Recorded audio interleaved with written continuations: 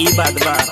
हरदम रहेलू तू मुहावा फुलाई के हो मुहावा फुलाई के थक गईली गोरिया तोहर न खराब खाई के थक गईली गोरिया